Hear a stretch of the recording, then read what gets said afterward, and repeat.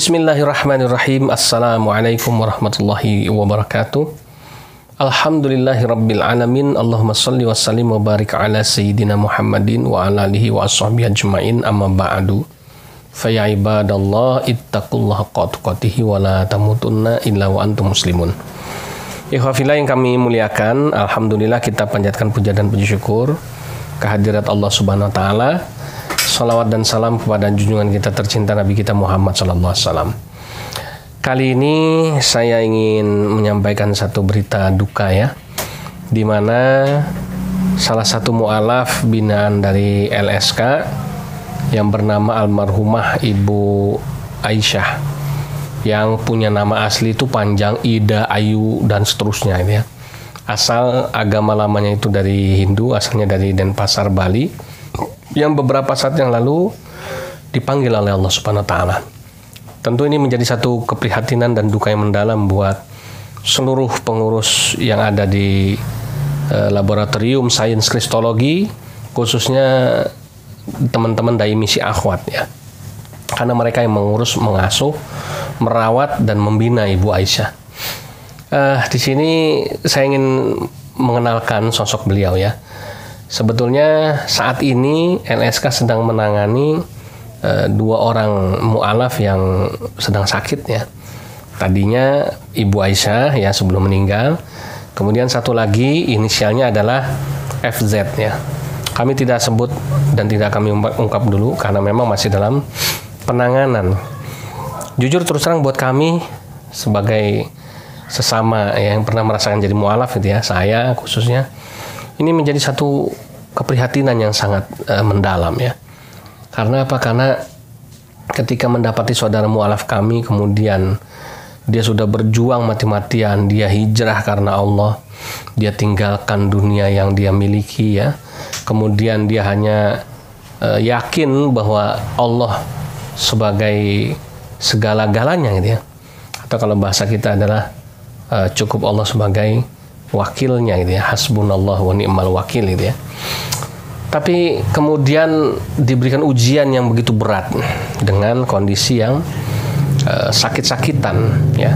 Jadi kondisi dua orang mu'alaf kita ini sekarang memang betul-betul sedang dalam tahap membuat kami sendiri ingin menjerit gitu ya, ingin mengungkapkan kesedihan gitu ya, hanya pada siapa gitu ya. Kadang-kadang kalau kami teriak kepada sesama saudara muslim juga ya ada yang peduli ya, tapi juga tidak juga banyak yang peduli ya. Karena kalau untuk urusan membantu mu'alaf ini ya tidak semua orang mau care ya. Tapi kalau untuk pembangunan masjid, wah ya. Untuk anak yatim, wah luar biasa ini ya. Tapi kalau untuk mu'alaf, nah ini ya yang kami menjadi keprihatinan kami ya. Sehingga dengan kondisi Pondok Pesantren Al-Hadid seadanya, kami ini bukan lembaga besar, bukan lembaga kaya. Tidak disupport pemerintah, walaupun kami resmi terdaftar di Kementerian Agama. Ya, tidak ada bantuan bulanan yang kami terima. Kami harus menghidupi diri kami sendiri, ya. Dan orang-orang yang kami asuh di dalamnya ada 80 orang, dan sebagian besar mu'alaf itu tidak ada satupun yang kami pungut biaya, alias gratis, ya. Sehingga dari mulai tempat tinggalnya, biaya hidupnya, ya, makannya, segala macam, sampai sakitnya pun kami yang membiayai. Termasuk Ibu Aisyah ini.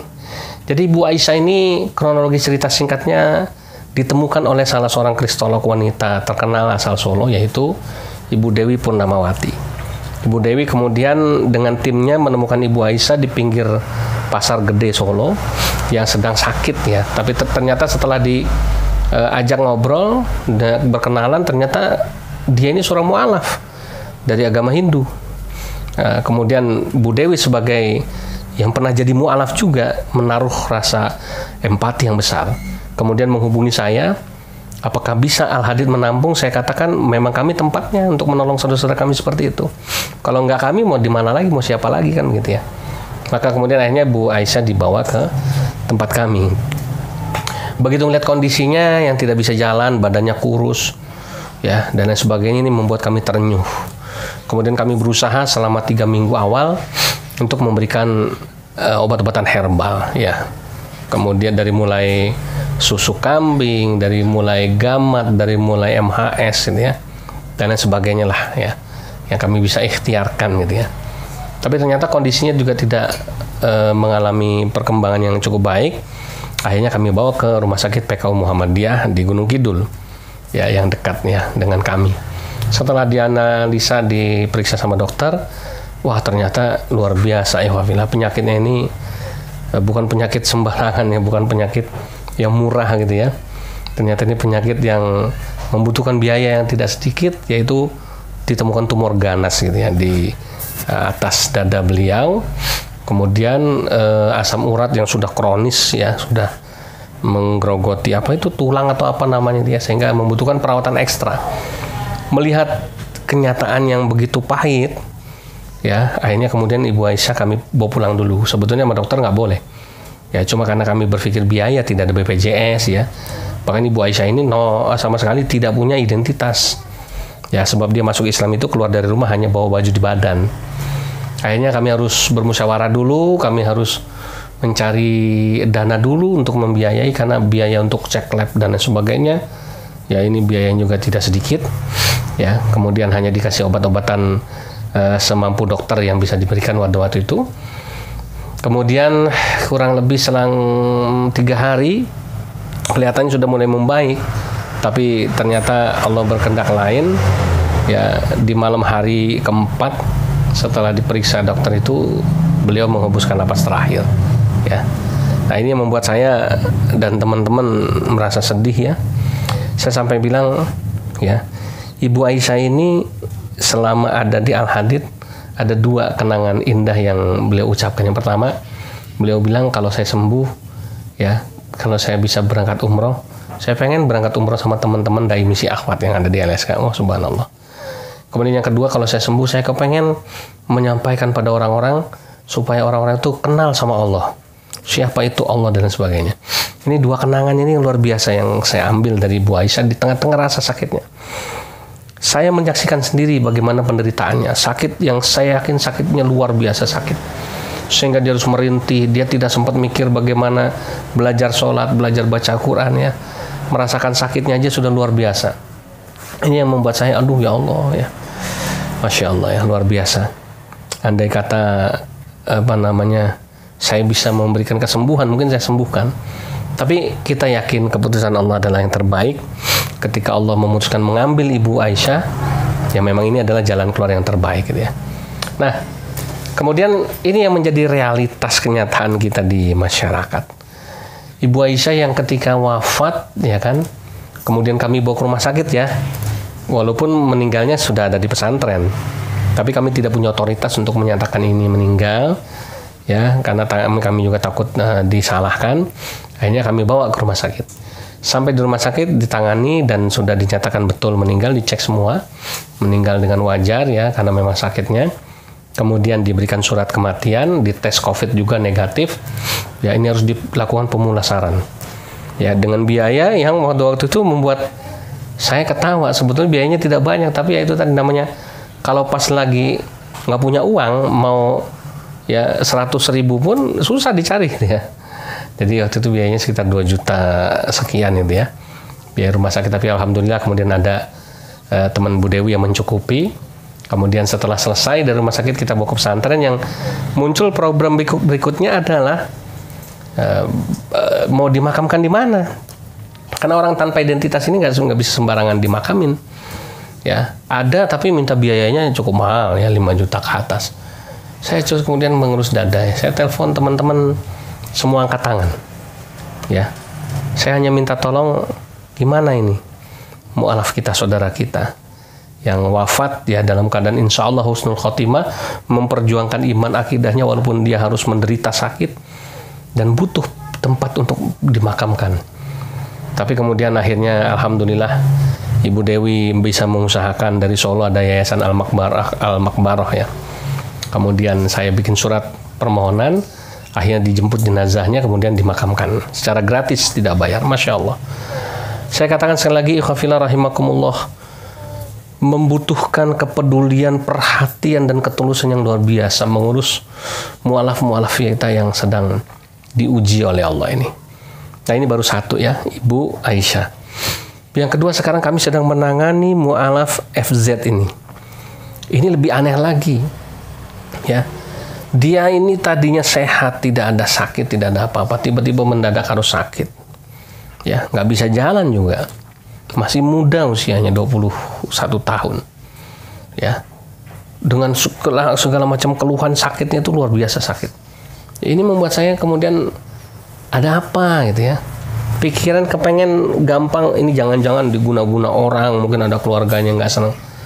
Tapi kemudian membuat saya, apa sih manfaat kalau saya begitu berpikir gitu ya. Saya berdoa sama Allah, saya kemudian lakukan yang terbaik gitu ya, yang bisa saya lakukan untuk menolong saudara saya ini. Padahal anak ini berbakat, dalam waktu yang singkat ya, baru setahun jadi Islam sudah lancar baca Quran, bacaan juga bagus, kemudian pinter anaknya, tapi diuji sama Allah lagi-lagi sakit, ya.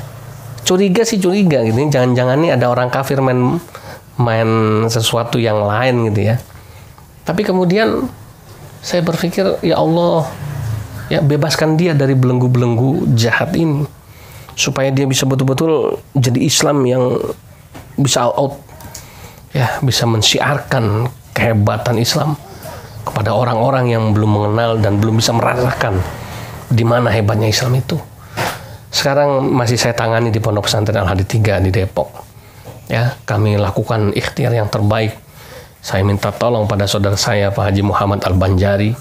Saya minta tolong kepada teman-teman dari ikhwah yang lain ya. Ada yang kebetulan sama-sama akhwat, ada seorang ummahat yang solehah yang insya Allah terjaga imannya, namanya Umi Suhail. Saya minta tolong untuk bisa juga membantu merawat beliau. Saya juga minta tolong sama teman-teman yang lain untuk bisa membantu pokoknya ya. Gimana pun caranya harus diselamatkan, jangan sampai seperti Ibu Aisyah ujung-ujungnya wafat ya.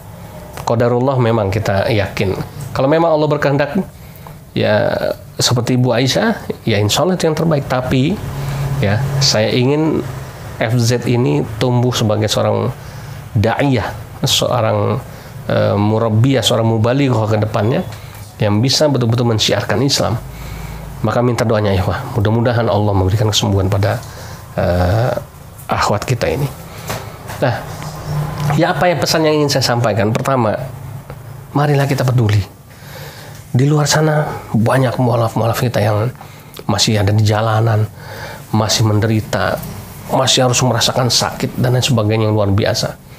Masih berjuang, ya. Gimana dia mau memikirkan akidahnya, imannya, sementara fisiknya saja dalam keadaan sakit. Dan sekali lagi, ya, kepedulian ya kita kaum muslimin kepada mu'alaf masih kurang, masih rendah. Saya katakan masih rendah, masih kurang. Tapi kalau untuk pembangunan masjid, untuk anak yatim, luar biasa tinggi animonya. Ya, bahkan luar biasa dalam waktu singkat, gampang cari dana. Tapi kalau untuk mengurus mu'alaf yang sakit, dengan biaya yang tidak sedikit yang harus dikeluarkan, ya, yang peduli hanya 1-2 orang. Bukan tidak ada yang peduli, yang peduli hanya 1-2 orang. Ya, padahal mereka inilah aset-aset kita yang ke depan akan menjadi ya generasi-generasi yang bisa menunjukkan kebenaran Islam, bahkan bisa membuat orang-orang kafir bisa memeluk agama Islam. Ya. Nah inilah di sini makanya saya melalui channel saya sendiri di LSK ini mengajak siapapun Bapak Ibu yang ada kelapangan rezeki, bantu lembaga-lembaga yang menangani mu'alaf dimanapun berada. Ya, khususnya mu'alaf-mu'alaf yang memang betul-betul dalam kondisi fakir, dalam kondisi sakit, dalam kondisi yang betul-betul membutuhkan. Ya, kenapa?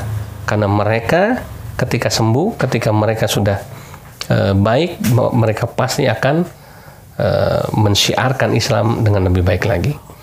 Demikian yang bisa saya sampaikan. Mudah-mudahan ini menjadi semangat kita ya untuk bisa lebih care lagi ya kepada para mu'alaf-mu'alaf kita. Saya suka ngetes soalnya, makanya saya bisa mengatakan kepedulian rendah itu seperti itu. Kalau ada mu'alaf kita yang butuh pertolongan, biasanya saya bikin WA begini, SOS Save Mu'alaf. Itu paling misalnya saya lempar 5 orang, yang peduli, yang kembali hanya 1, ya 10 orang ya hanya 2, itu aja. Perbandingannya kan berarti sangat rendah. Tapi kalau ini ada anak yatim nggak makan, ya butuh bantu, wah dari 5 orang semuanya bisa nyumbang 5. Ya, karena teriming-iming dengan fadilah keutamaan membantu anak yatim. Ya, kalau untuk pembangunan masjid semua orang berlomba-lomba ya untuk bisa membantu, karena teriming-iming nanti siapa yang bangun masjid di dunia akan dibangunkan rumah di surga gitu ya. Tapi kalau bantu mu'alaf, iming-imingnya apa? Ya memang tidak ada, tapi bukan berarti tidak berpahala. Ya, ini juga salah satu amal jariyah dalam bentuk lain yang harus kita sama-sama pedulikan, perhatikan. Ya, nah ini ya. Maka mudah-mudahan ini menjadi keprihatinan kita bersama, sehingga siapapun mu'alafnya, dimanapun lembaga yang menaunginya, segera bisa tertangani, segera bisa terurus dengan kepedulian kita. Jazakumullahu khairan katsiran, billahi taufiq wal hidayah. Wassalamualaikum warahmatullahi wabarakatuh.